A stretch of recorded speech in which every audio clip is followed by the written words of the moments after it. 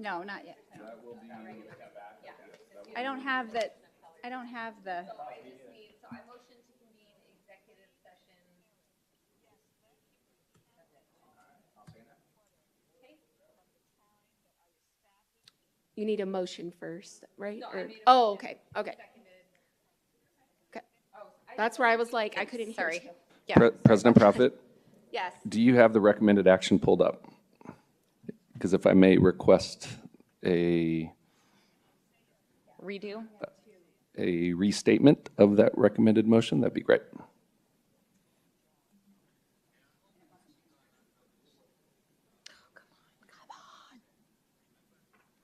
Sorry, it's being finicky again.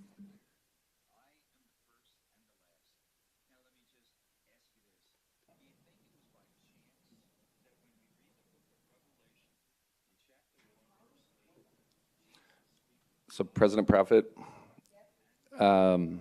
because there was a motion and a second, can we, I withdraw my motion. okay, I just want to make sure we can restate as stated. I'm just in waiting board for docs. the, Do- does anyone have the verbiage pulled up? I'm clicking on it, nothing's happening. Why? Do you want me to do the motion? Oh, it kicked me out. Yeah, would you mind? All right, so tell you what, if we.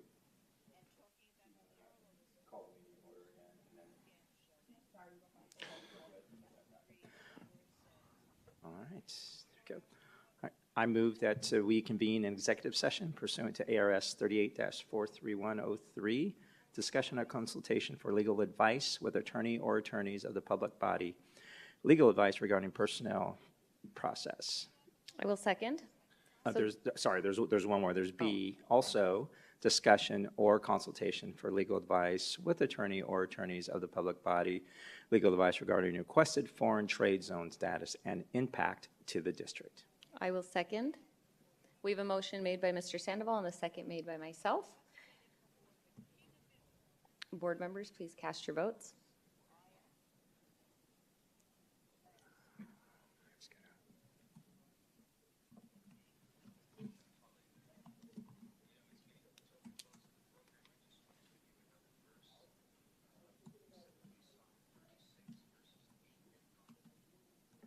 I'm still waiting to be logged in. Can we go through a voice vote? Absolutely. Will you take us through a voice vote, Griffin?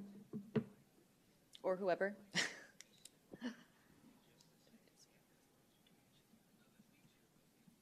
Mr. Sandoval? Yes. Mrs. Rooks? Yes. Mrs. Ewing? Yes. And President Proudfit? Yes. Thank you. Motion passes.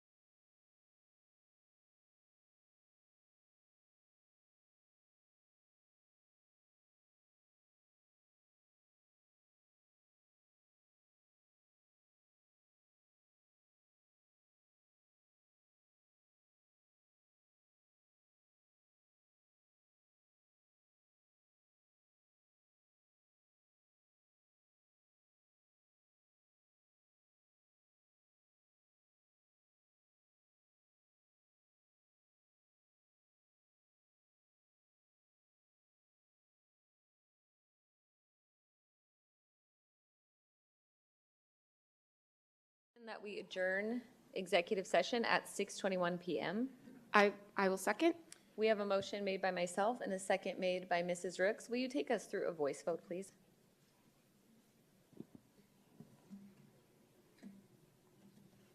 President Proudfit, could you please confirm the motion and the second?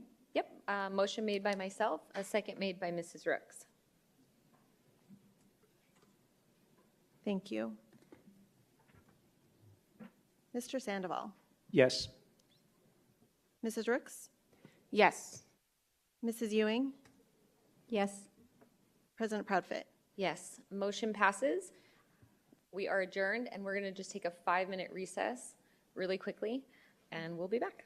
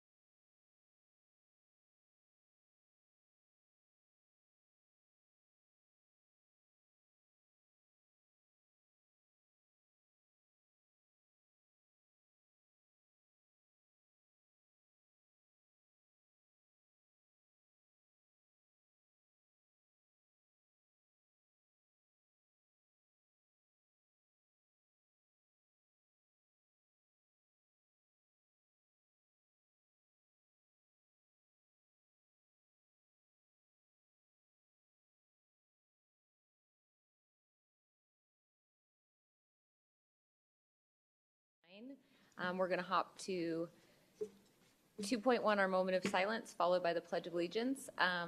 Can everyone rise for the presentation of colors?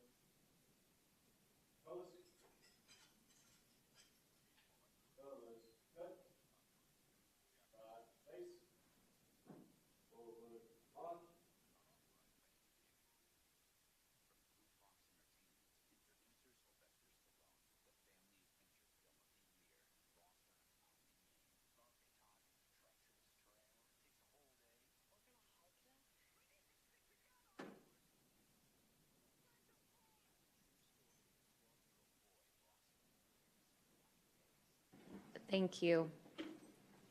We're going to move on to 3.1, address agenda and considering adoptions or recommending changes. Mrs. Ewing, do you have any changes this evening? I do not.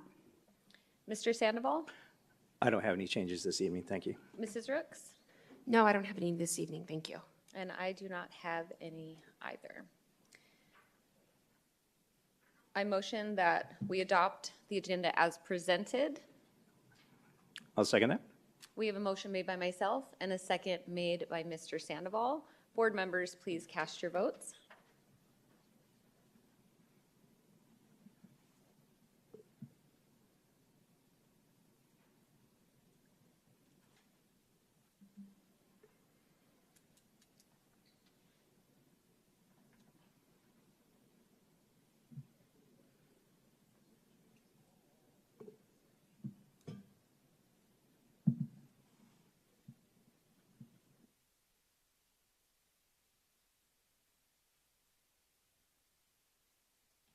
Motion passes. Moving on to 4.1, recognitions. Turn the time over to Ms. Airy. Good evening, President Proudfit, members of the Governing Board, Dr. Summers, Cabinet, and guests who have joined us this evening. It is with great honor that I recognize students from the Cactus High School and Peoria High School Air Force JROTC cadets as they have just beautifully presented our nation's colors. Can we please give them a big round of applause?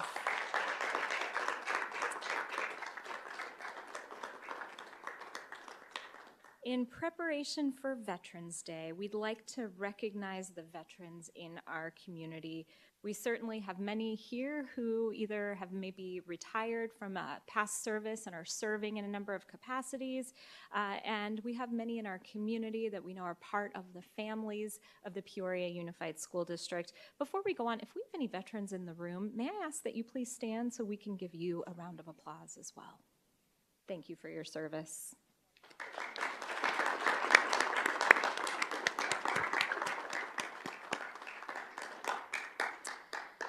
For family members who have identified to us that they have served in the military or are currently serving, we recognize that there are more than 900 of them in the Peoria Unified School District. Some of them are represented in the photos that you see kind of looping through on the screen this evening. Let us please give all of them a big round of our applause to show our appreciation.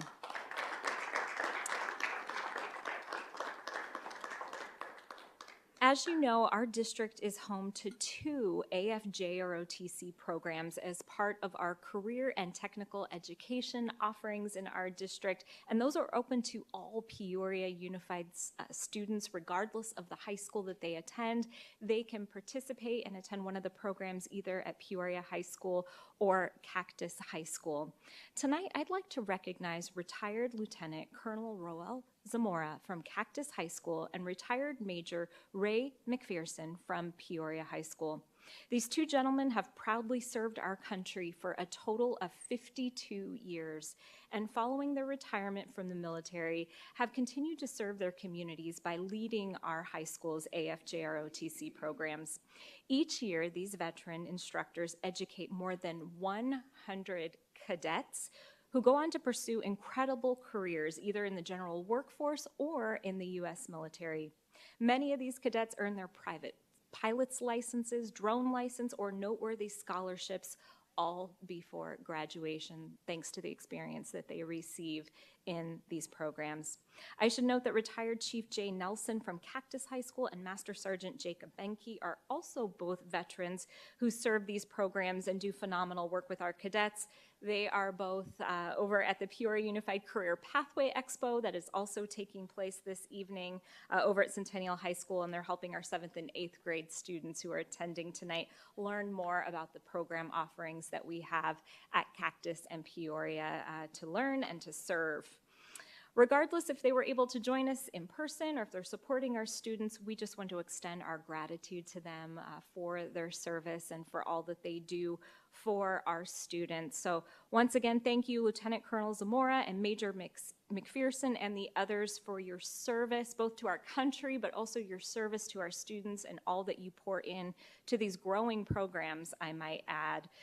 We know that there'll be a number of opportunities to engage with our schools, with our Veterans Day events that are kicking off across our school district. Many of them are running throughout the week leading up to Veterans Day, and we'll plan to share all of those with our board in tomorrow's Friday report. So we'll look forward to sharing them with you, and we hope that you can join us and many of the other veterans in our community that they can also plan to join us for one of those events. Our schools love it when those veterans come in to either share their experience or just be there so that our students can show them some gratitude. That's a really important lesson, and we're glad to be able to provide that experience to our students.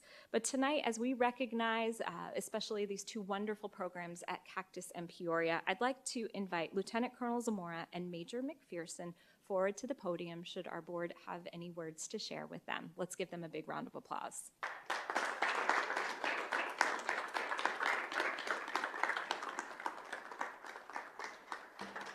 Thank you so much for being here tonight, and thank you for what you bring to the district. Having a visual representation of patriotism for students, I think, is so important. Watching the presentation of colors at the graduation ceremonies, it just starts all of our events off on exactly the right tone and unifies us over what we're all here doing. So I just wanted to say thank you for being such an integral part of the PUSD family. It's a growing program, which is really exciting, and for just providing that service to our students and to our community. Mrs. Ewing? Thank you. Yes, I've had an opportunity to talk to some veterans group, and they're just so happy that we have this program here. And we do have, Peoria Unified does have a huge veteran population, so it is really wonderful that we're able to provide this service, and that is something of pride. I appreciate your service, and I appreciate all you do for our students. And it's just, these programs are definitely a pride of Peoria. So thank you. Yeah, thank you for those words. Yes, I'm going to echo those same words. Really, it's a big thank you not only to what you've done in the service, of our country, but also in your service on a daily basis to our young scholars here in Peoria Unified. I've attended many of the award ceremonies that you put on, and the commonality that is expressed in a lot of the speeches, just in and around courage, collaboration, and being by the side of another, just all great values, from a humanistic perspective, and even as they leave our walls, from an occupational regard. And so just, thank you again for being a part of the village that focuses on the young human beings that we serve every day here in Peoria Unified. Thank you. Mrs. Ricks? Yes, the 50 years of service, thank you for that for our country. for everybody here and our future children. I appreciate you guys doing that. And the program itself, I've seen the district will share all your guys' work on Facebook, or they'll send it to the board and the community. And it's just amazing to see that and how you have really helped those students through that program. So thank you so much for what you do, and also to your families, because I know that that's a lot of time. You're smiling, I know. That's a lot of time for you guys to commit to those students so that they are prepared for when they leave this district and serving our country. So thank you to your families as well. And I'm really happy that you guys are here tonight so that we can celebrate you and our veterans in this district. So thank you. Thank you. Thank you again.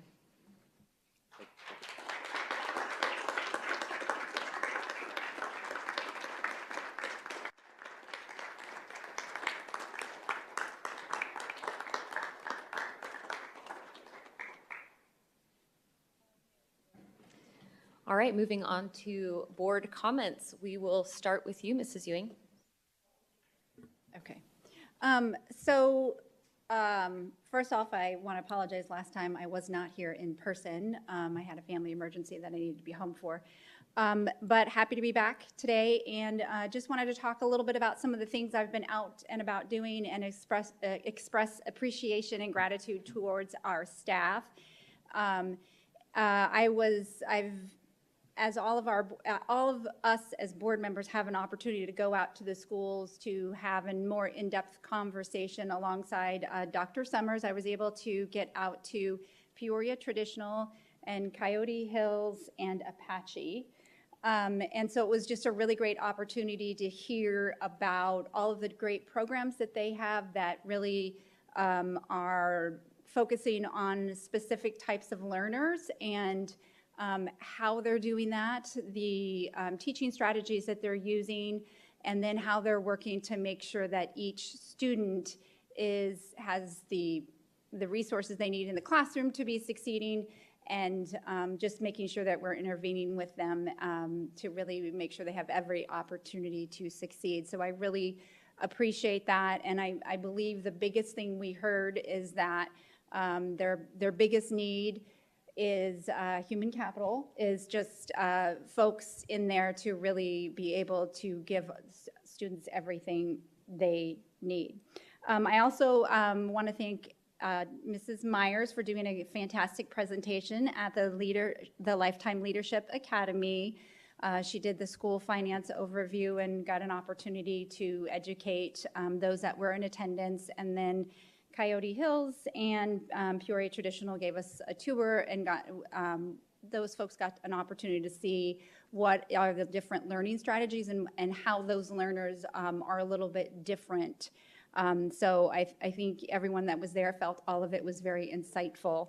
And then the other thing that I want to say is that there was a huge community effort, and I really appreciate the community that supports our schools.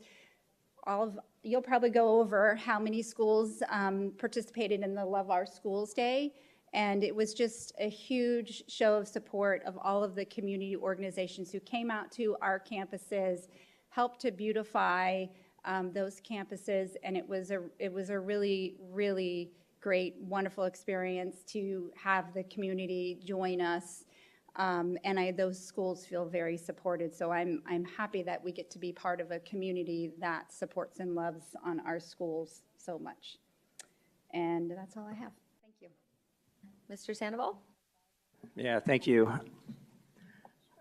So Ms. Ewing talked about the site visits that each one of us is going on with Dr. Summers. And one of the things that I continue to say up here is, all of our sites have a story. So it's interesting when we walk the sites, all that comes out and holds true. While everybody's centered around student success, it is inspiring to just feel the intentionality that takes place at each site, to really bring in the resources and programming, and to ensure that while they're meeting, their students where they are, ensuring that all of our students have an equitable opportunity to be successful. academic awards, those are continuing to go on. We were at the, Ms. Yoon and I went to the Liberty High School Academic Awards on Tuesday of this week, and, again, continue to be inspired about all the how the numbers continue to grow from an academic achievement perspective, the number of students that are taking AP courses, and just the collaboration of not only, the 4,000 associates that we have across our district, but the families that attend. It's just invaluable to have those collaborations and partnerships between the district, families, and our partners, our community partners. And lastly, the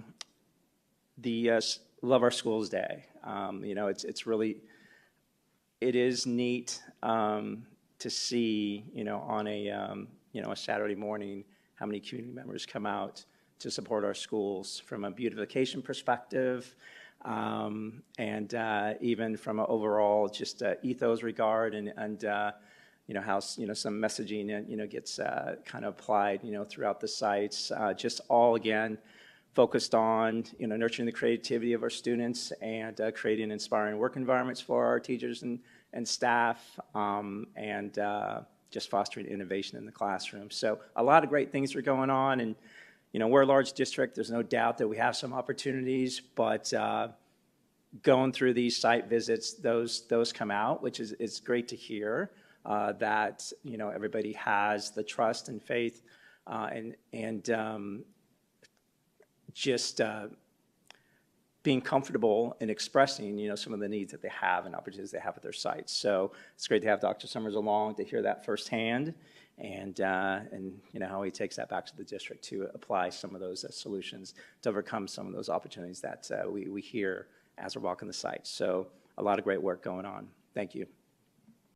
Mrs. Rooks? Before I go into board comments, I just want to welcome back Mr. Molino. I hope he had a great vacation, so welcome back. I know that actually today is National Lights On After School Day, so I want to say thank you to all the staff who help before and after school. We also have, this week is Happy National School Bus Safety Week, so I know that we have great school bus drivers in our district, and they really help out with the students and making sure they can get to school on time.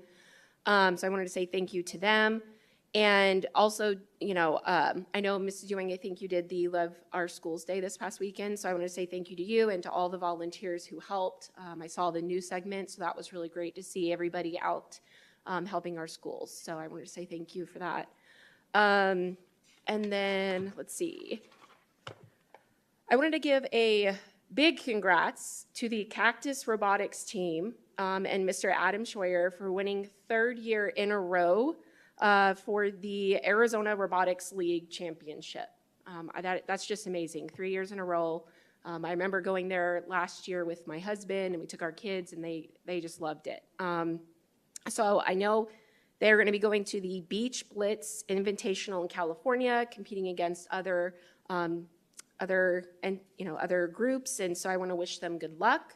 And then last, I just wanted to say thank you to Safeway. The new Safeway that was just built, they had a big opening ceremony, and they donated checks to all of our principals from some of the schools. Came out, there was Zuni Hills, Sunset Heights, Apache, Coyote Hills, Frontier, Lake Pleasant, Park Ridge, Peoria Traditional, Vasancia, Peoria Unified Preschool, Sunrise Mountain High School, and Liberty High School. And so I just wanted to say thank you to them, to the city of Peoria, our mayor for that partnership and opening of the new Safeway. I was able to go to it this last weekend in grocery shop, so it was beautiful inside. And I just know that I would have been there to celebrate the great occasion and the generous donations from Safeway to our students, but I wasn't notified. But I just want to make sure that I congratulate all of them in that great opening ceremony. Thank you. So Mrs. Ewing and I were able to visit Apache, which was kind of a cool thing happened. My daughter had some friends over the night before, and they happened to be past Apache students, and I kind of overheard them talking about this one particular teacher that they just raved about that changed their lives, and these kids are now juniors in high school. And so we're able to visit with that teacher, which was a special moment. At Apache, I was able to attend the Lifelong Learner Academy.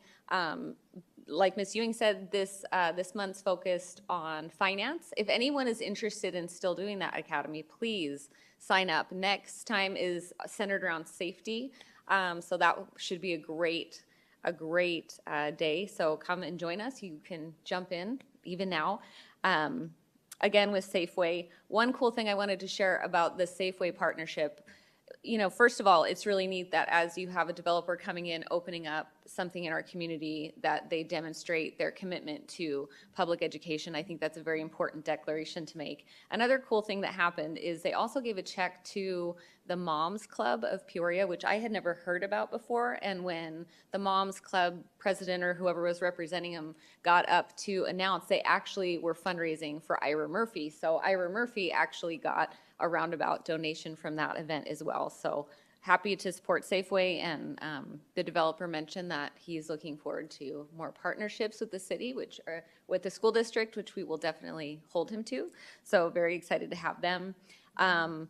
I wanted to thank my fellow board members for being so good about going to the Love Your Schools Day. We had a family wedding happening that day, so I was unable to go to any of them on that Saturday, which broke my heart. Mrs. Ewing and I were able to go to a school on Monday and in Saguaro Ranch to help with a new science lab that they are organizing. So that was great to get out there and visit with that school. I did want to give one more shout out. This is the last board meeting of National Principals Month. And so just thank you to all of our incredible admin. I don't know who said it, but it is true. When you're going to do these site visits, you see the impact that each of the principals has on the culture in each school. And it's very distinct and it's incredible. And then especially I had to give a shout out to Mr. Duguid. If you haven't seen his dancing at homecoming at halftime, it was really awesome. So just thank you to all of our admin, as this is the last meeting of the month. And I think that is it for me. All right, moving on.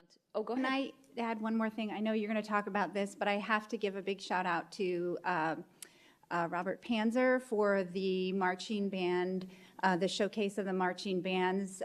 This is their third year they're doing it, and it is just a phenomenal event. I encourage you next year, try to get out to it. It's where we see all 7 of our high school marching bands run through their entire show. And my favorite thing about it is that, and Mr. Panza will tell you this, is that those other schools don't typically during competition have an opportunity to watch the other schools' shows.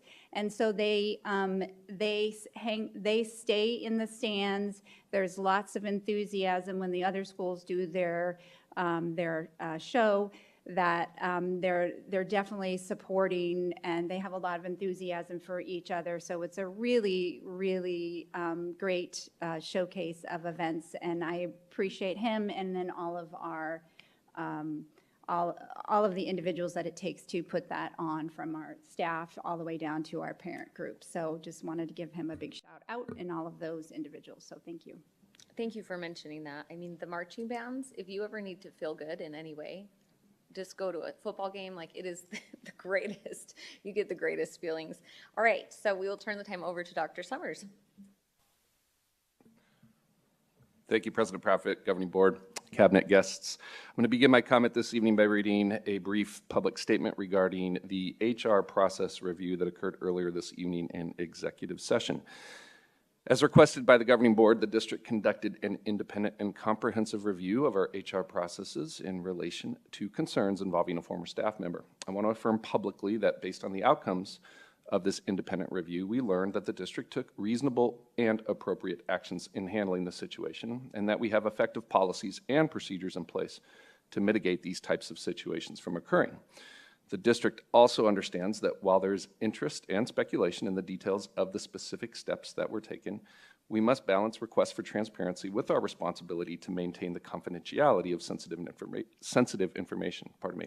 For this reason, while it would not be appropriate to publicly share every detail of the situation, I want to assure our public that we are unwavering in our commitment to creating a safe and supportive environment for our students and staff. Additionally, in continuing collaboration as a governance team, we are committed to continuous review of the implementation of our policies to ensure they promote the integrity of our practices and remain aligned with the values and the needs of our community. So thank you again for your continued support as we prioritize student safety and well-being in all situations. So I'm going to echo some of the comments that were made, but I also want to just take a moment to publicly thank our board for all of what you are showing up for. As you all have already shared, there's just a number of events that occur all across our community, celebrating our students, our staff, and families, as well as the broader community. And Ms. Rooks, thank you for calling out the Safeway event. It is my public apology that we had a breakdown in communication, so I apologize that we did not get that invitation out as we had hoped, but we are grateful for the support from our community in all of those efforts. Appreciate the shout outs that were already made. I'll echo a few things here. So today is National Lights On After School Day, in which we get to celebrate our incredible before and after school care programs in our district, as well as the individuals who make it all possible. So we want to thank our Kids Zone employees who work tirelessly to ensure our students have sufficient care and support before and after the school day ends, as well as all of our AM, PM staff in the city of Peoria. The work and the programs are truly invaluable in support of our students and families. Earlier this month, you may have received a copy of Peoria Unified's award-winning magazine, Unified. Hit mailboxes of every household in the district. If you're a resident, please give it a read to discover some great stories about our students and staff. If you did not get a copy, please check out Unified and it's Unify ED capitalized on our district website at peoriaunified.org. Unified. Earlier this week, as was mentioned, our high school marching band students participated in our 3rd annual marching band showcase, where bands from all 7 of our high schools performed for our community. And I'm just going to take a moment to express, I think what you just shared, President Proudfit, just being a little bit selfish in my share out. It was exactly what I needed. As much as I support and I'm always proud to go out and recognize all the great work that's happening, it was truly uplifting and inspiring to see all of our schools perform in the manner that they did. Not only exemplified the camaraderie and the unified nature of our district, but it really, it just spoke to the soul, so to speak. And I think music is a unifying experience. And so just very proud of all of our students and our programs, all the efforts of our boosters and parents that make it possible. And as I understand it, we're in the closing weeks of the competition, so we're excited about how all of our bands will perform and represent Peoria Unified. Also thankful for what was shared earlier, for all of the schools and volunteers who participated in Love Our Schools Day last weekend. We had a dozen schools that participated. And while I don't have an official count of all of the volunteers, I can tell you that Peoria High School led the charge, set a new record with 184 volunteers for their project. So that is just a testament to the great partnership that we have with School Connect, and inspiring to hear about all of our community partners from local churches, businesses, nonprofit organizations who joined alongside our staff to make that difference. One additional update related to our upcoming school and district letter grades. So we do expect these to be officially released within the next week. And while that information is embargoed, and it's kind of a bummer because I would love to share it right now, but I can tell you it's very exciting news. And we're just excited to celebrate all the great work that's happening across all of our schools that's reflected in increases in performance. So as soon as those are publicly available, we will be sharing those hot off the press. And then last point is just another echo of Mrs. Aries' mention of our celebration and our recognition for all of our servicemen and women. So just once again, to all of our veterans, both here and everywhere, just thank you for your service. And we look forward to celebrating you all, honoring your service at our upcoming Veterans Day celebrations. That concludes my comment. Thank you, President Prophet. Thank you so much, Dr. Summers. All right, we're going to move on to 7.1. Amcor Technology Arizona, Inc., Foreign Trade Zone Designation and Authorization of a Non-Objection Letter from the Peoria Unified District. We going to turn the time over to you, Dr. Summers. Thank you, President Prophet. I am pleased to present for the board's consideration this evening a request from Amcor Technology Arizona, who has applied for a foreign trade zone, or also known as FTZ designation, for a manufacturing and distribution facility located on parcels D15 and D16 within Vistancia Commercial Core, Peoria, Arizona. Peoria Unified is aware that there are tax revenue implications involved in the establishment of this FTZ, as well as an economic impact on the associated community. And Amcor has asked Peoria Unified to formally provide a non-objection letter this evening to this designation, as the district is a taxing entity in the proposed FTZ location. Joining us this evening are representatives from Amcor, including Mr. Brett Johnson and Mr. Kevin Kroll. So welcome, gentlemen. Thank you for being here, as well as legal counsel to our district, Clyde Dangerfield. Thank you. So board, I am going to allow you to ask any questions of our guests or any questions you have for the district. And President Prophet, I'll turn it back to you. Wonderful. Is there any questions to start with, board members? I don't have any questions, not related to this topic, so thank you. Mr. Sandoval? Yeah, no questions. Just excited about the opportunity and how the partnership enhances students their experience at our site. So yeah, thank you. Mrs. Rooks? No, I don't have any questions this evening. Thank you. Well, I guess you got off the hook. There's no questions this evening about it. All right. I make a motion to approve the non-objection letter related to Amcor Technology Arizona, Inc. foreign trade zone designation located on parcels D15 and D16 within the Vistancia Commercial Core, Peoria, Arizona. I'll second that. We have a motion made by myself and a second made by Mr. Sandoval. Board members, please cast your votes.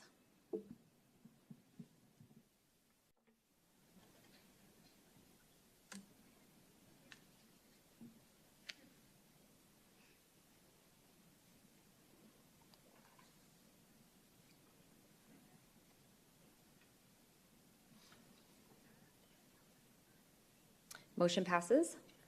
All right, moving on to 7.2. You're free to go. Thanks for being here. I wish we had questions for you.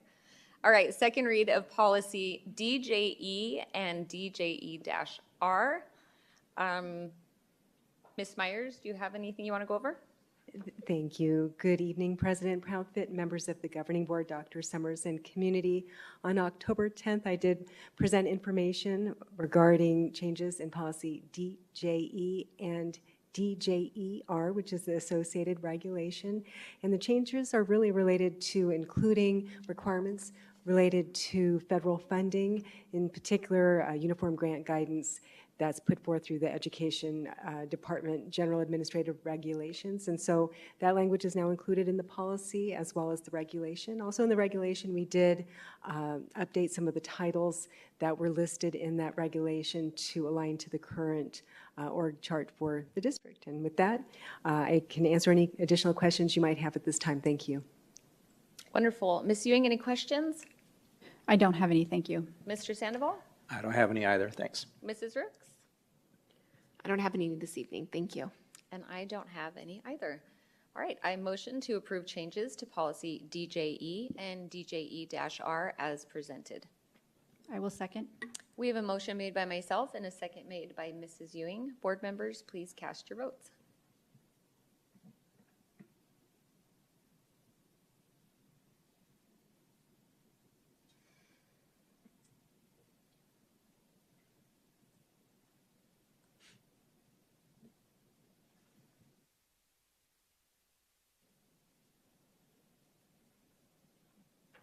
Motion passes. Moving on to 7.3, we have a second read of GCFC. Ms. Vesley's not here. Dr. Summers, do you want to go over it? Yes, ma'am. Thank you, President Prophet, governing board members. So we have the second read of GCFC here before you, which is our professional staff certification and credentialing requirements updated to include statutory language in ARS 15-509. So we did have some conversation and had some questions during the last meeting that we did subsequently follow up with legal counsel on. So the revised document does reflect both a part of what was revised based on those conversations, and I can certainly go into any additional detail should you desire, but essentially that revised language is before you, and I'll stand ready to answer any questions. Mrs. Ewing, any questions? No, I know that even though I was logging in, I know that board docs, you guys didn't have it up. So can you just review the specific language in there that was changed as our request? Yes. Just because you guys couldn't see it last So time. paragraph 1 of where it discusses changing the words from a charge or conviction to any and all charges or convictions has been added. The second part of the last paragraph, based on our conversation with legal counsel, the advice is to continue to say the district may, as opposed to shall, refuse to hire or may review or terminate personnel. So those were the two items that were discussed. Thank you. Mr. Sandoval? No further questions regarding this item, thanks. Mrs. Rooks? Yeah, no questions. I'll say thank you for the recommended changes. I do appreciate that. We just are trying to tighten up our policies. So thank you. Thank you. Yes, I will echo Mrs. Rooks' sentiment and no questions for me. All right, I motion to approve changes to policy GCFC as presented. I'll second that. We have a motion made by myself and a second made by Mr. Sandoval. Board members, please cast your votes.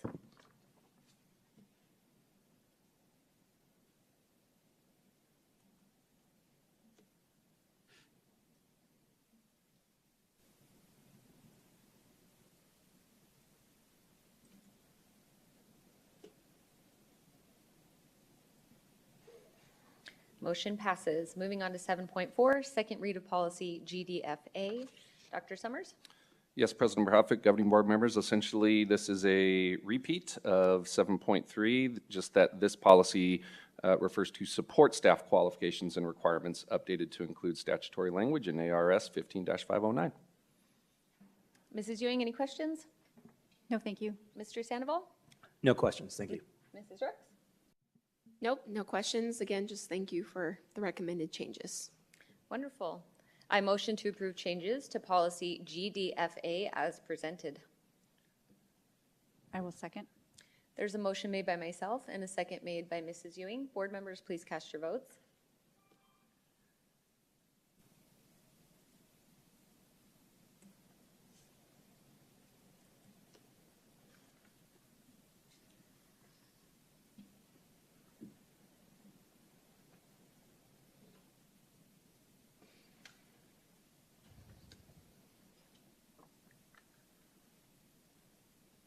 Motion passes.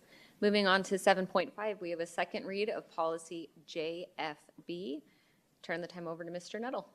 Good evening, President Proudfit, members of the governing board. On October 10th, we brought the first read to policy JFB, which represented amended changes to Arizona Revised Statute 15816.01, which allowed the district to add language specific to enrollment preference may be given to children of members of the armed forces who are on active duty or who have been killed in the line of duty. And so there's no further recommendations this evening. Wonderful. Mrs. Ewing, any questions, comments? I don't, thank you. Mr. Sandoval? No questions, thank you. Mrs. Rooks? No questions, thank you. This feels like a great week to get this, to make this motion and get this approved with Veterans Day coming up and taking care of the children of our veterans in the district. That being said, I motion to approve changes to policy JFB as presented. I will second. We have a motion made by myself and a second made by Mrs. Rooks. Board members, please cast your votes.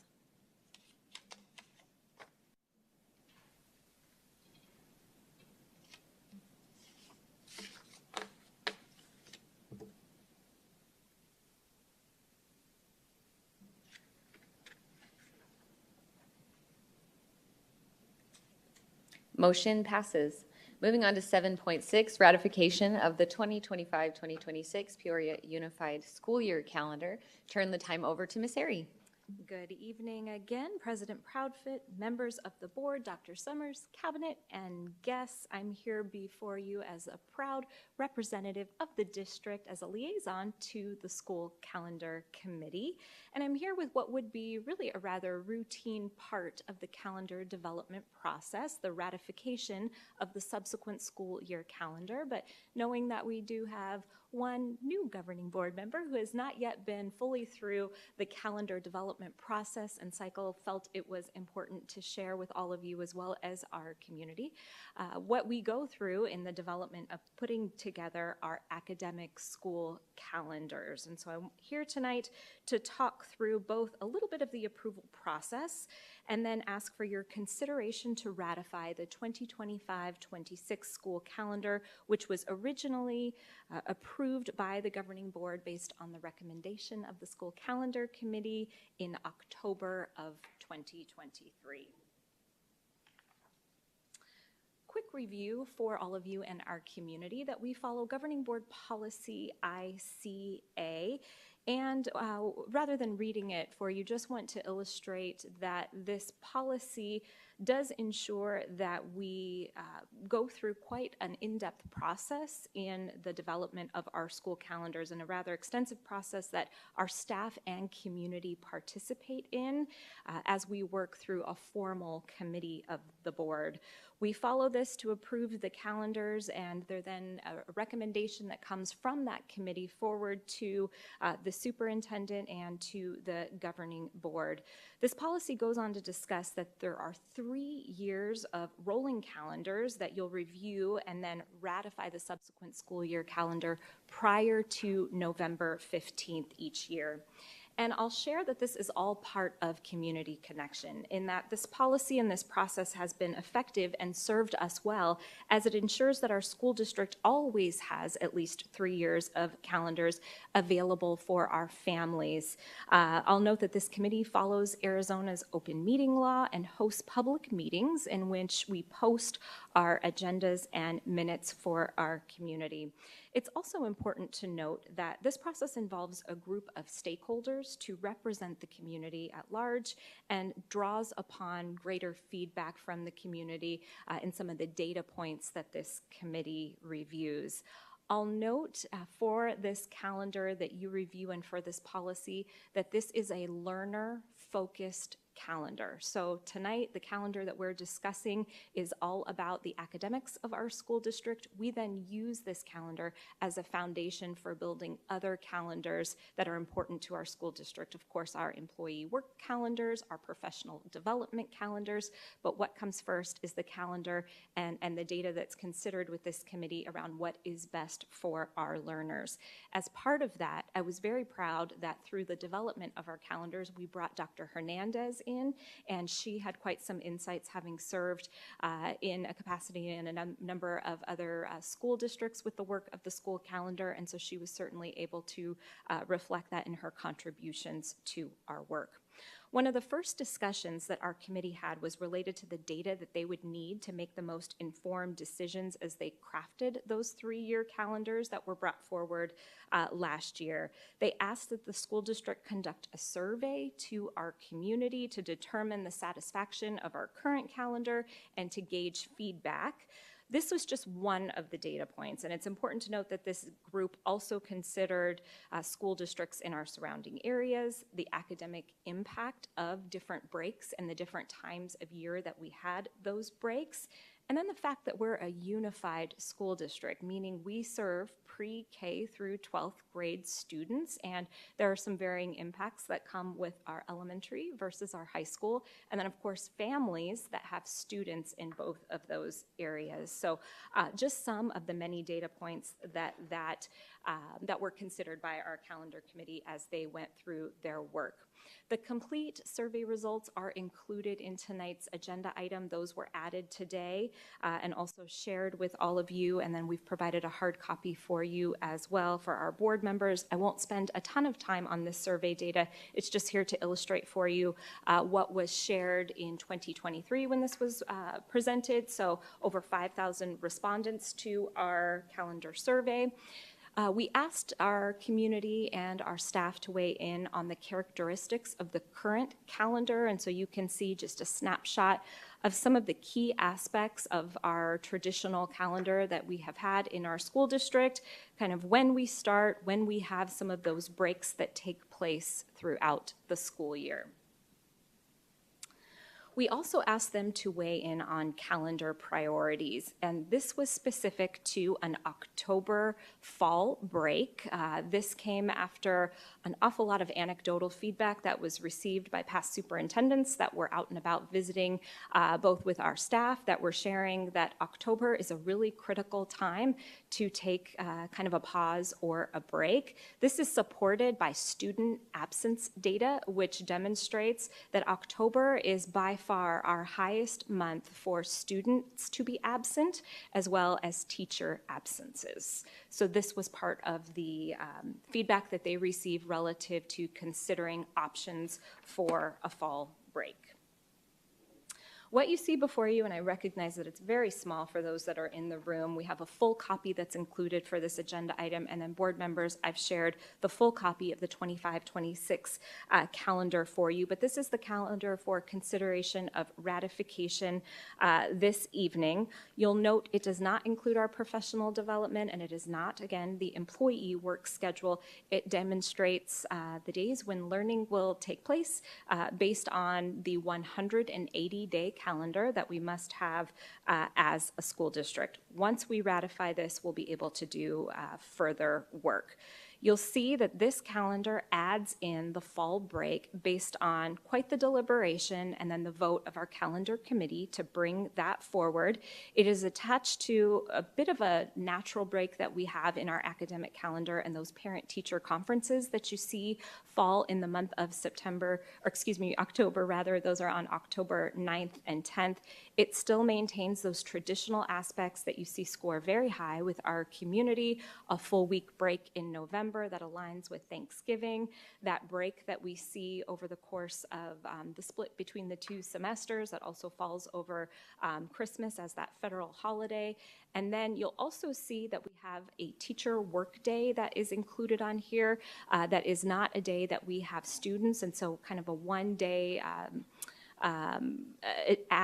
one-day addition rather to our winter break prior to the start of that semester. I want to just make a quick note of that and why that's important for our school district, and was based on a lot of feedback that we received, especially at our high schools. High school students start all new courses in the spring semester, and so that reset period is really critically important for our staff to have as they're getting a whole additional crop of students that are starting new courses for that spring semester. So I did want to highlight that day. You'll also see the other aspects that you are used to seeing as part of our calendar, a break at the end of testing, which is required of us in April, as well as, and I glazed right over, but our spring break that you always see included in our calendar as well.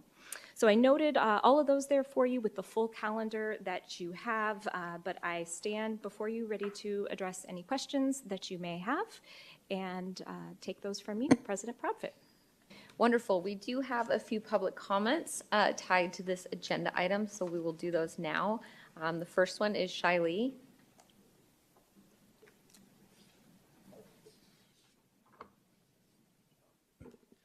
All right, good evening. So first I want to say I'm a mother of 6 children. So I have one who just graduated from the Peoria district, and then I have 4 currently enrolled. I think all of us have understood just the last 2 summers how hot it's been and how it's impacted everything. And sending these children to school that early, it does nothing for anybody. I have my 6th grader, and I ask, well, are you getting any physical activity? Because I don't know how many times my kids have come home from school this year saying it was a hot day. We didn't get to go outside. We didn't get to go do anything. And I'm like, what did you do then? We sat at our desk. We all know our kids need to be active. They need to have fresh air. They need to have sunshine just for health reasons. And number one, we're asking them to sit for long periods of time at school, and we're asking for their focus. If they're not getting out their jitters and all their movement, it's not going to happen. Of course, that's a whole other subject. We're going to see things start to fall, but it's just, that's not working. And they need this. They're coming home from school. They're coming home. They're sweating. They're just so tired when they get home. And once again, they're not moving. And this start date just doesn't do anything for us. Like, what happened to when we started school after Labor Day and we got things done? Things are well. It's not suitable to be starting this early. And looking at the surveys, majority of parents don't want to even start this early. So I'm asking and holding the board accountable to what the parents want in this situation as well. We're asking you we want to keep it the same. We don't want to start that early. We enjoy the time with our kids during the summer as well. And unless there's in the budget somewhere that they're going to be building some type of gym so these kids are getting the activity and the movement that they need, and also honestly giving the teachers a little bit of break from our kids too. Like, really, they need it too. That's a lot of kids to deal with. So unless there's going to be some type of gym or some outside activity that's going to be provided for these kids to either move or get creative activity out, I'm asking you don't approve for this start date on it. I think it's really imperative, and it's asking too much, and it's really just not, in my opinion, the best option. I would say a lot of parents would agree with me too after a lot of the community boards and surveying them. So they don't want this early start date as well. So I'm just really asking you to consider that as a more holistic view of our children and not just one aspect of it. Thank you. Thank you. Our next public comment is Christina Rogers.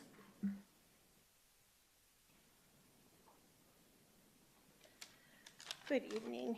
I'm going to echo what she said. I don't think it's a good idea for our kids to be in school this early. We all started in Labor Day, ended Memorial Day. That's how it used to work. It worked, especially in Arizona. Maybe other schools can do this, but Arizona is not the place to have our kids in school in July. Not only for money-wise, APS bill, your guys' APS bill, it has got to be ginormous in that time frame, so that's not saving the community money. Not only that, Deer Valley has done it, and I have actually a couple of teachers that I know in Deer Valley. They said it was miserable. The kids were miserable. The teachers, it was terrible for the teachers. Kids were having food fights because they needed to get their energy out. They even were made to write apology letters after that, and the parents were like, this is your fault. So I really hope everybody's saying, well, the other districts are doing it. Well, maybe you should talk to the other districts and see how it's going, because I really feel like we're setting our children up for failure. We're setting them in a classroom to sit down and not do it. You're setting them up for failure, and you're setting them up to have a failed relationship with their teachers. Their teachers are going to be annoyed with them. They're going to be annoyed with the teachers. We're not allowing them to do what children do, and that is play. And in Arizona, we won't be able to do that in July. We can't even do it in August. How many heat advisory days do we have when we're sending our kids in August? And now we're adding more time of them sitting inside of a classroom. It's not healthy for them. It's not healthy for the teachers. It's not healthy for their relationship with their teachers. I feel like kids are already getting in trouble enough. This is just going to add something else that's going to allow them to get in trouble. And on top of it, we have been battling the other side for 4 years, and this is one thing we all agree on. So please, for the love of God, I am begging you to vote this down so we can unite on one thing, just one. So that's it. Thank you. Thank you. Our final public comment will be Connor James Brooks.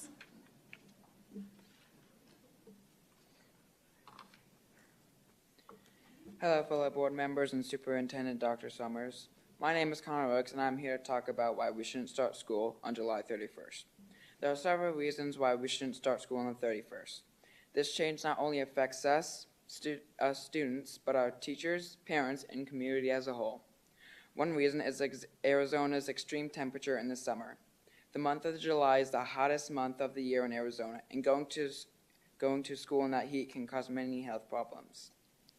These temps can reach over 100 degrees and interfere with our day-to-day lives in school. Things like PE, recess, and other outdoor activities can also be affected. which can be unhealthy for students. As a student that goes to a school in the PUSD district, I can tell you it's extremely hard to focus in this weather. If we can't focus, then students won't be able to excel in school. In addition, starting school in July can cut into families' vacations and activities during the summer months. Many families in Arizona like to go on vacation during the summer to take a break from the heat. These vacations and activities can be hard to schedule once school starts. This break allows students to do other things like camps, internships, and other enrichment activities. It is important to spend time with our families as we don't get to spend time much with them during the school year. Not only does pushing back the start date for school cuts and plans, but it can also interfere with students' mental health. We as students need time to recover and come back prepared for the next school year. For our staffs and teachers, it gives them time to plan and prepare for after break. By making summer break shorter, we can leave students and teachers unprepared for the next school year. If we rush our summer break, it can cause a lack of effort and engagement in their studies. Students and teachers' mental health should be our #1 priority because it allows us to do good in school. Lastly, pushing back the starting date can be extremely difficult for families who follow the traditional school calendar. Parents have to adjust their work schedules, childcare, and other important arrangements. Many families in the district already have commitments and plans during July, and an earlier starting date can lead to additional stress and challenges. Furthermore, moving the starting date might be as simple as changing the calendar. It requires extensive planning and communication with parents, students, and teachers to make sure everyone is well and prepared for the school year. In conclusion, starting school early is not the best choice for the district. It places unnecessary stress on teachers, students, and families and reduces the time for summer activities, travel, and relaxation. Our current schedule allows for a more balanced approach and a better chance to come back to school and be ready to learn. Let's continue prioritizing our community's well-being so our students can succeed in school by keeping the school date in August. Thank you. Thank you. All right, board members, questions, comments? Mrs. Ewing? I'm going to change it up a little bit and have you, I'll comment at the end. Mrs. Rooks? Yeah, I apologize. I've had allergies all week, been walking outside, and the weather's terrible right now. Yeah, I remember discussing this at the last meeting about, I don't know, a year ago now, and there was a lot of feedback after that vote from the community, parents, employees, very concerned about the start date of July 31st. Not only the fact of you're not bringing kids in on July 31st, but you're also now pushing back your staff, your staff and your teachers to come back even earlier in July to get the schools up and running. I mean, just this year alone, in August, it was Meet the Teacher Night at my kid's school, and the building itself was so hot with the air conditioning because it's even hot in August. So I know that is a huge concern for me. The safety aspect, we have a lot of kids that walk home after school, and between 3 and 4 o'clock, that's the hottest day or the hottest temperature that day. And so for me, July 31st, I don't think that is in the best safety interest of our students. We have walkers, we have kids that ride the bus. Just the fact of the heat advisories that do occur, the kids are in the classroom with the teachers all day. They don't get their recess. I mean, it's happened at school. My kids come home and tell me all about it. So I think July 31st is just not a good start date, in my opinion. I understand what we're trying to do with giving more breaks, but I do know that after that discussion last year, there were a lot of parents like, well, I remember that survey. I did that survey, or teachers and staff said, I did that survey. They did not know by answering to have an October break that they would then have to forfeit starting in August, that they would have to then start July 31st. So that's a big concern for me. Yeah, I mean, I had talked to a staff member that said starting in July, trying to get back up the high school air conditioning units is just going to be really challenging in that month of July. And then they also have students that sit outside for lunch because they don't have enough room sometimes in the cafeteria. So there's just all those factors are going through my head, and I don't want to see one of our students put at risk with starting July 31st. I know that you've done a lot of work, Ms. Area. I completely understand our calendar committee doing a lot of work, but I just do not see the benefit in starting July 31st in Arizona. It's too hot, and it's going to damage our kids. It's going to damage the teachers. Yeah, so I just have really big concerns about this start date. Mr. Sandoval? Yeah, thank you. Yeah, I wasn't present at that meeting, but yeah, I understand, I guess, really the genesis behind the calendar and the start dates. But can you talk about that a little bit, if you don't mind? Absolutely. President Proudfit, Mr. Sandoval. So one of the factors that we also take into account that I did not mention when I was sharing in my presentation is as we work to balance our semesters, we try to get an equal number of days in first semester and second semester. Again, because our high school students do start all new courses in the spring, and we want to make sure that they have opportunity to have the same amount of instruction if they were taking that course in the fall or if they were taking that course in the spring. And so in order to add in an additional break, we do have to, if that break is going to be in the fall, we do have to take those days from the start of the school year in order to make sure that we are balancing as close as possible to 90 days in each, both the fall and the spring semester. I believe that may be what you are referencing, sir. Yeah, no, and I think for me, I mean, it was brought up in public comment just around the mental wellness, not only for students, but our teachers and staff. And I know the beginning of school, those first couple months, there's a lot, that is going on, and a lot of energy expended, and the need for, it's time, right? Many districts have a fall break, right? So I get that. And the other side of it is, I have, which I'm sure my fellow board members as well, received a handful of emails in and around the same concern that's been brought up regarding the heat. And, our heat advisories this year have taken us through, September, right? And, for me, it's also from a facilities perspective, how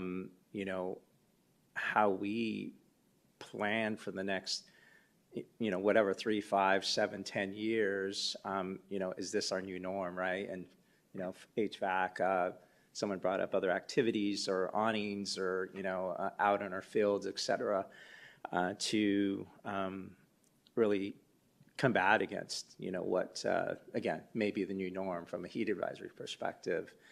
All that said, were there other options, or are there other options or opportunities for us to still give that time in October, without beginning our school year? I think it's a total of what, like maybe 3 days? 6 days, but probably school days, 3 school days, right?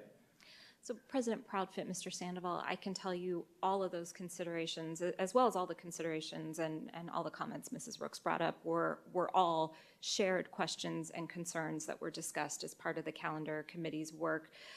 They recognized that there are so many variables that go into putting together a school calendar, and that in order to add time, you just have to make that trade-off from somewhere else. And because we have to have those balanced semesters for us, it's not so simple as just tacking on some additional time at the end.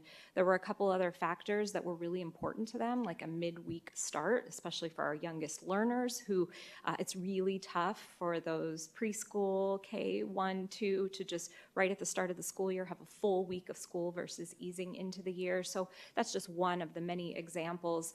I will tell you that this year's calendar committee, or I apologize, last year's calendar committee in 2023 also looked at some alternate models, and we had some really in-depth conversation related to well, have we ever looked at things like year-round school, or many school districts, those in the East Valley, in fact, do kind of a modified year-round calendar.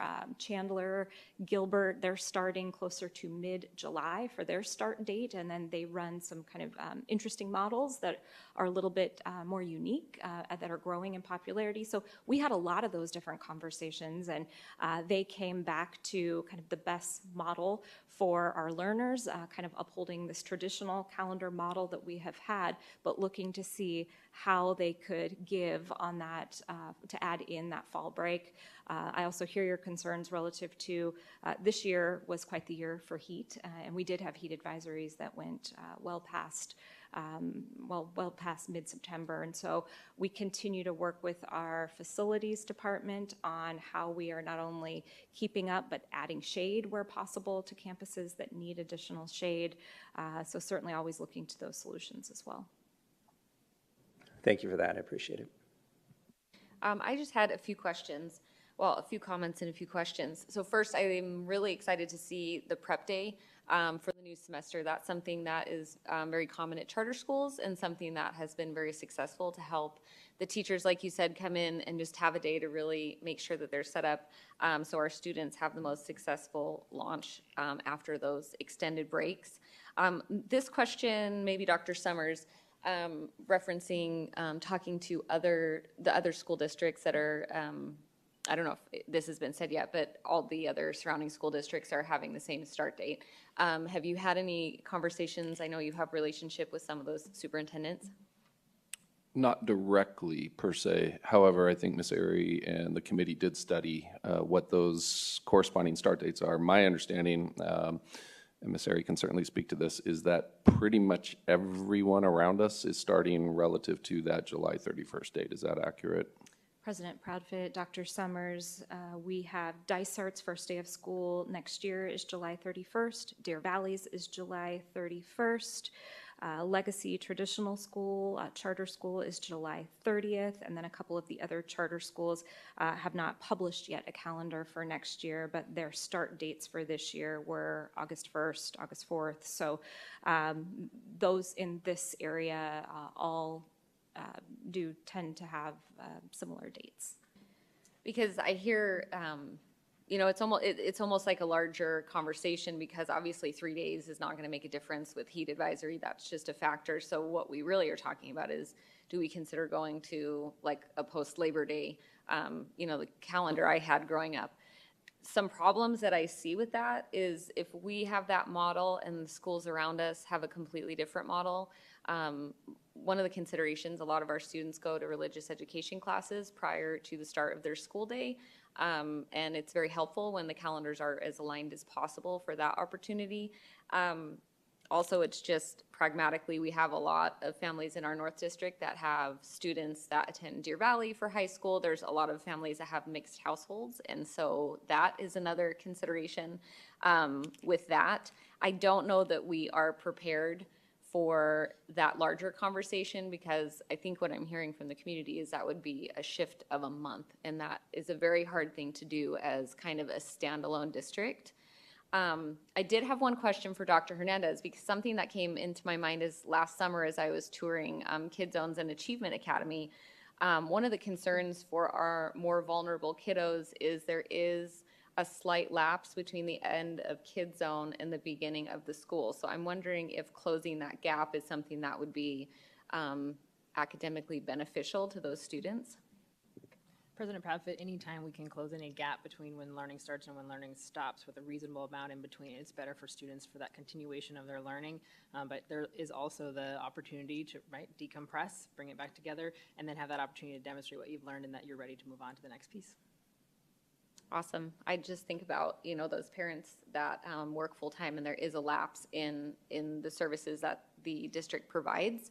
And so keeping those students in mind as well. This is obviously a very comprehensive conversation, and I just want to make sure the stakeholders, we had parents, teachers across the district all weighing in. And the hard part is you could ask 10 different parents what their preference is. I, as a parent, love fall break, and usually by the end of summer my kids are ready to go back to school, although yes, it's hot.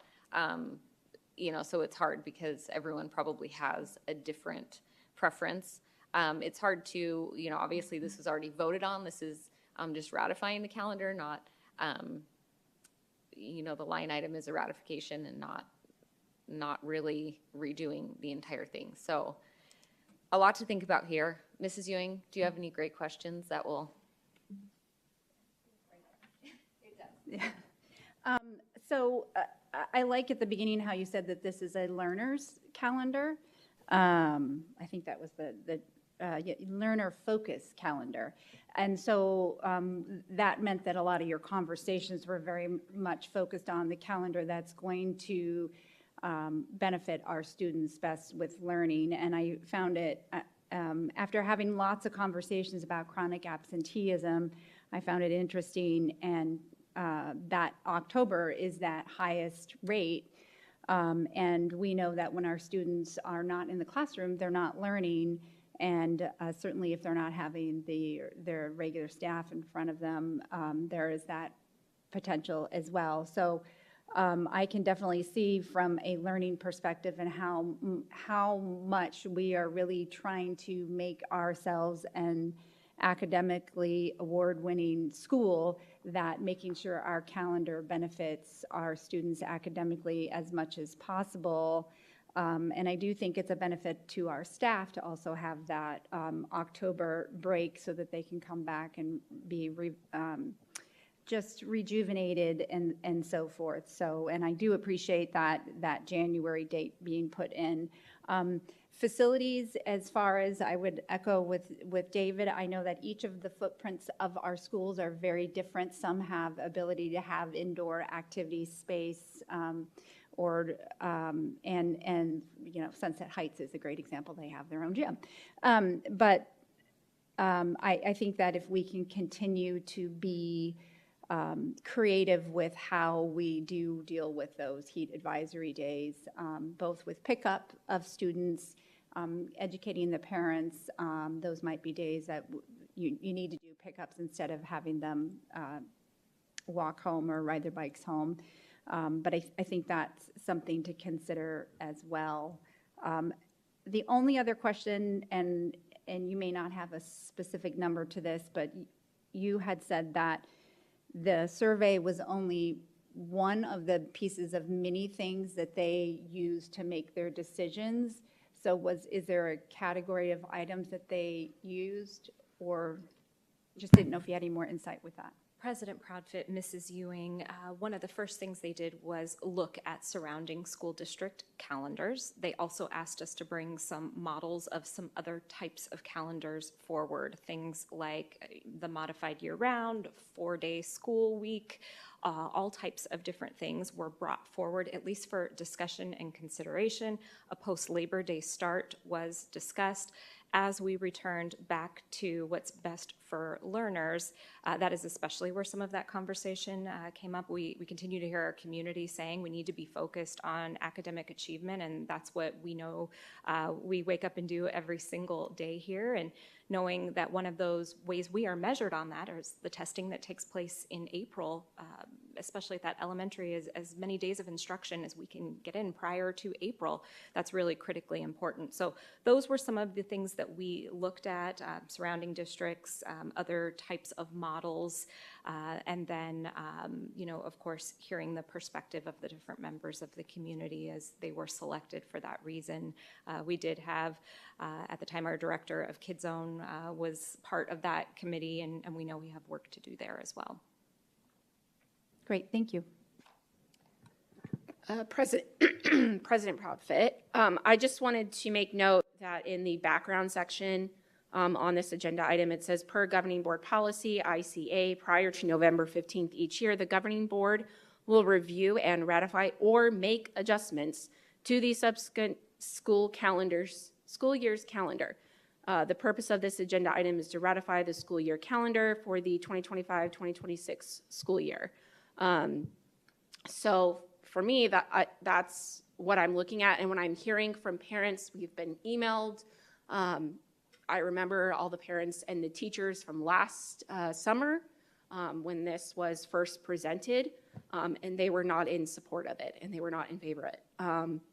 And for me, I just don't want to, what I don't want to see is those parents that did have this survey sent to them and they thought, oh yeah, I'd love to have October break. Oh, well, whoops, I didn't know that that would mean I would have to start July 31st. Like, I don't want that to be on their minds and then just be like, wait, why are we starting July 31st? That's really early. And again, like our staff that cuts their summer break, they would have to come back even earlier. That we're talking, our principals have to open up the schools, assistant principals, cafeteria workers, our staff, our bus drivers, like it's hot in that month. And so bringing them back, cutting time into their summer, I just do not think that this is a good move right now. And in other districts, if they're doing it, that's great for them, but I'm focused on Peoria Unified. That's my focus. And if I'm already hearing from parents and I've heard from staff that this is not what they want, I want to make sure that we listen to them with a start date of July 31st. And then also our students. I think that I know fellow board members up here bring up the students. I don't think the students really like having to have a heat advisory day and not get to go out to recess. And so when you talk about you're pushing it back, the start date, a couple days in Arizona makes a huge difference in our heat. Even if it's like 5 days, it's still 5 extra days that they are in that heat advisory where they are suffering with how hot it is. And I just don't think this is a good idea. So. Kind of playing devil's advocate with what you were saying about the survey is if parents, you know, and I truthfully as a parent don't even remember the wording of the survey,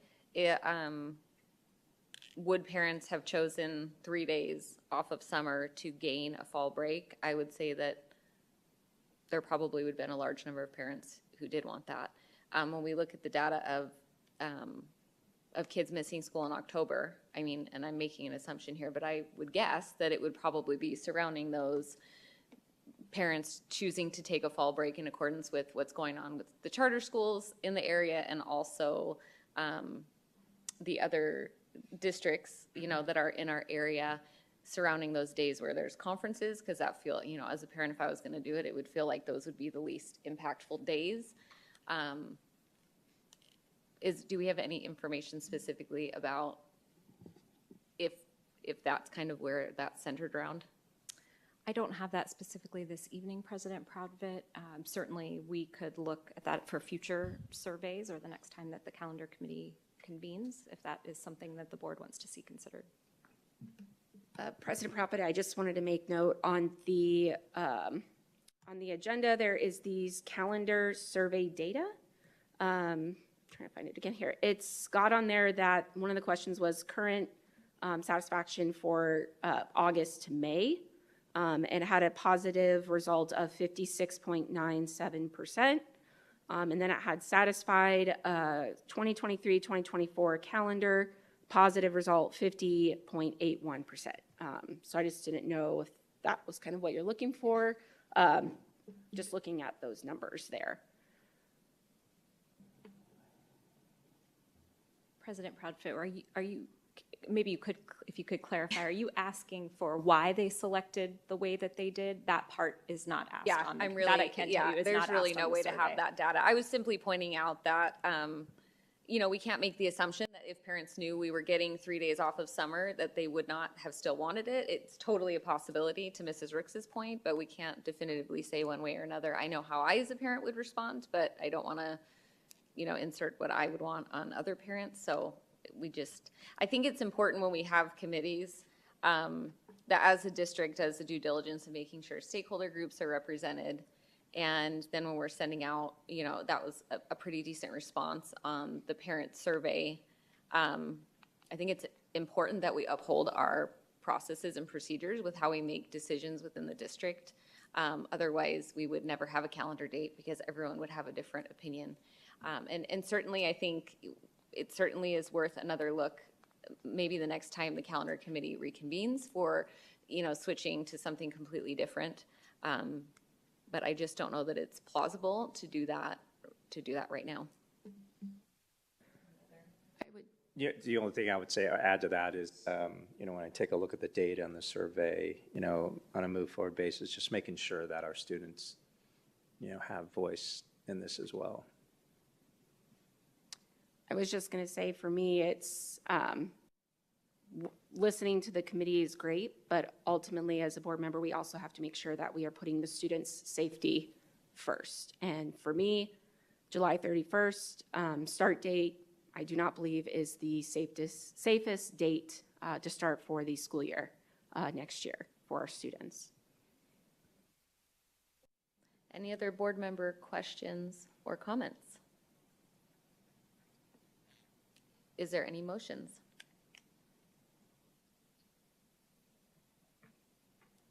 I will motion to ratify the 2025-2026 school year calendar as presented. I'll second that. We have a motion made by Mrs. Ewing and a second made by Mr. Sandoval. Board members, please cast your votes.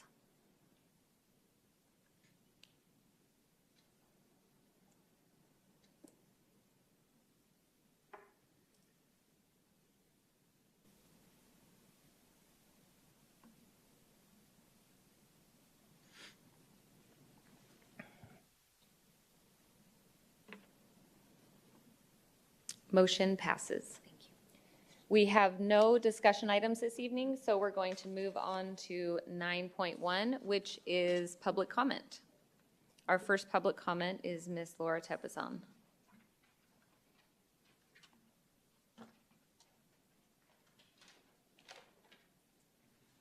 Good evening. Few thoughts before November. The core of the school board roles is centered on making positive contributions while keeping politics at bay.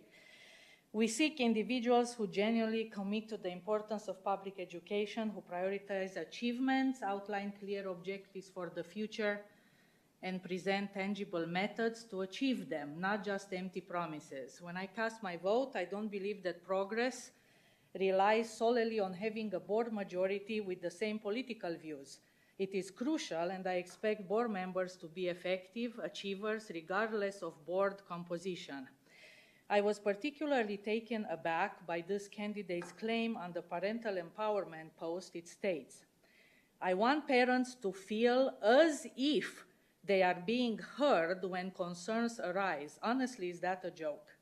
Feeling as if you are being heard, but actually not being listened to, meaning that while this candidate might be giving the appearance of paying attention to what the parents are saying, is not truly understanding or considering parents' perspective, leaving the parents with a sense of not being genuinely heard or valued in the conversation. Shouldn't the objective be to ensure that parents are truly heard? This is not a joke, people. Collaboration is vital, especially when politicians from all sides intentionally create ambiguity, leading to confusion within the communities. The ongoing Title IX discussions have been full of rhetoric but lacking in progress. I have taken the initiative again to meet with people across the political spectrum, working as collaborators rather than adversaries, not pedophiles and xenophobes and racists, as we reached consensus on several key points. This is huge accomplishment at this point. Collaboration can yield effective solutions that unite rather than divide. Number two, while current practice is somewhat helpful, the absence of formal policies can leave principals and administrators unprepared, as it happened at one high school, and students still deserve a safe environment.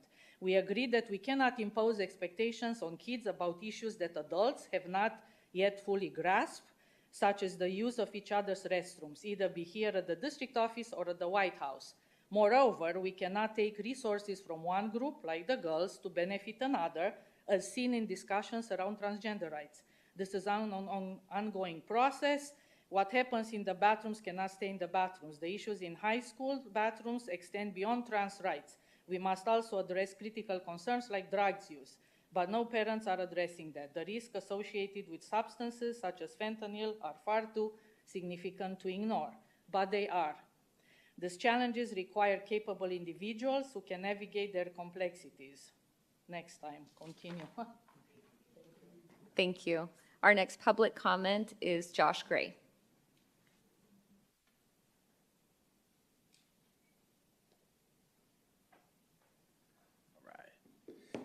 Good evening, President Prophet, members of the board, Superintendent Saunders, cabinet and guests.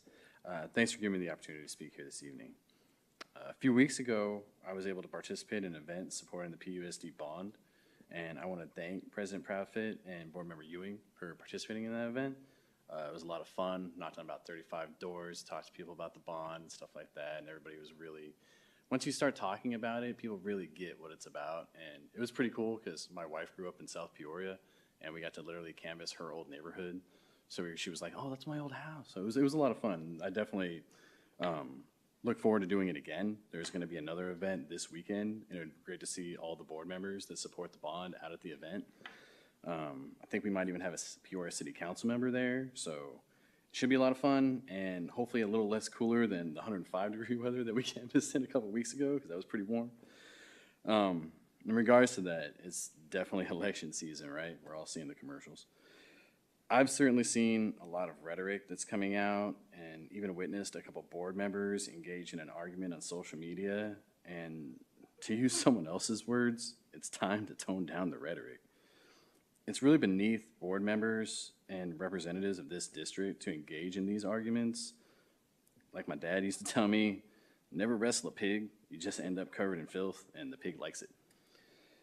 So some of the comments that were made by one of the board members also kind of affected me because it's continuing to push that anti-LGBTQ language that we've heard at these board meetings before, and demonizing trans children really needs to stop. Please, be better. Thank you. Thank you. Our final public comment is Zach. How do you say your last name? Cheka. Thank you. Good evening, President Proudfit, board, and audience. For those who don't know me, I'm Zach Cheka. I'm an ASU student and a PUSD alumni. I've been coming to board meetings for a while now, and last year I voiced several issues which were on my heart. And since then, I've just sat and listened, because listening is such a crucial part of discussion, and my comments are only a small part of the actual policy process. But every time I spoke about an issue, I was told the district will look into it. And anyway, just side note, throughout my studies, I have seriously enjoyed studying public policy. Decision-making process of finding an issue, accepting that it is an issue, weighing all possible pros and cons, and then finding the best option. Though this is a very simplified description, this district is failing to even accept the issues within the district. Last week at the candidate forum, I heard someone, I can't remember who it was board or audience, say that they couldn't think of anything wrong within the district. But if things were going perfectly, if there was really no issues within the district, then policy wouldn't be needed. It would be self-sustaining. We wouldn't need anyone in this room, and we'd save a lot on administrative costs. But that is not the reality. The fact is that there are a lot of issues. There are issues with academic achievement, and we really need to improve practical issues through practical policy. It's the job of the policymakers to be the ultimate pessimist, looking for every single issue, every crack in the wall, listening to the community and proposing solutions that can fix it. And I'm not claiming to have all of these solutions, and I don't really have much time to go into specifics. I've talked about these before. 3 minutes is very short for public comment. But enrollment is down, a lot of students don't feel safe, and the IEP program is in shambles, which is really important to me. I watched the district's program fail my sister, and I really do want to thank Ms. Rooks, because during that meeting, Ms. Rooks was the only one to push for inquiry on the IEP program. But out of the things I've heard mentioned over the last year in public comment, few of them are actually brought forth to the board for discussion. And it's just, you've treated public comments as if they were HR issues rather than actual policy issues. And this isn't partisan. I just want to hear practical solutions, not like a calendar that no one really agrees on, or at least few agree on. If the policymakers in the district want improvement, you need to accept that we're lacking areas and that there must be public discussion for things to change. The disconnect between public comment and admin only hurts our students, parents, teachers, and staff. It's not partisan. It's not along any lines. It's just an issue of the community not really getting their voices heard from the board. I mean, I just really want the district to listen more to the people behind me. I mean, it doesn't matter what side they're on. They care so deeply, but few of their concerns are actually heard. Thank you. Thank you. That concludes our public comment for this evening. We're going to move on to 10.1, report on upcoming meetings and events. Ms. Airy? President Proudfit, I don't have anything additional to add to this evening's report. Thank you. Thank you. 10.2, legislative, state, and local updates. Do you have anything for us, Ms. Myers? Thank you. Good evening again, President Proudfit, members of the Governing Board, Dr. Summers, and community. It is 12 days from the general election on November 5th. As a reminder, the last date to request an early ballot is October 25th, and October 29th is the last day to mail in a ballot. In addition, the last day to vote early in person is November 1st. Additional information is available on the Arizona Secretary of State's website, which is www.azsos.gov, and Maricopa County Elections, www.elections.maricopa.gov. This concludes my report. Thank you. Thank you. 10.3, we have the district budget report for the month of July, and just a reminder, it is on our district's website. 10.4, the district budget report for the month of August, also on the website. And 10.5, the district enrollment report for the month of September 2024. Do you have anything in regards to that, or just available on the district website? All right, we will move on to 11.1, board members' opportunity to readdress agenda items. Anything to readdress, Mrs. Ewing? No, thank you. Mr. Sandoval? I don't have any items. Thank you. Mrs. Rooks? I'm just, board comments. I'm going to say thank you to Dr. Summers for putting the artwork from the students so that was the last meeting I brought up. So thank you for doing that. Remember this time. That was it. Thank you. And nothing for me. Moving on to 11.2, request for future agenda items. Anything for you, Mrs. Ewing? I don't have anything. Anything for you, Mr. Sandoval? I don't have any items this evening. Thank you. Mrs. Rooks? Just, this could be a Friday report is fine. All the high schools on their football fields with the bleachers, what does our ADA compliance look like? I know we all received an email from Centennial High School's layout. So I just wanted to make sure that if we could just look at all the high schools to make sure that we are compliant and that those students are able to get to where they need to, or the community when they come to our games. If that can just be a Friday report to see where we're at. I'll second that. Thank you. That was it. And just a quick note, we are in the process of reviewing and will be responding as soon as possible. Okay. Thank you, Dr. Summers. And thank you for that. So that was my only one that I had this evening as well. So I do not have anything else. All right, we'll move to 12.1, adjournment. I move that we adjourn this meeting at 8 p.m. I'll second that. We have a motion made by myself and a second made by Mr. Sandoval. Board members, please cast your votes.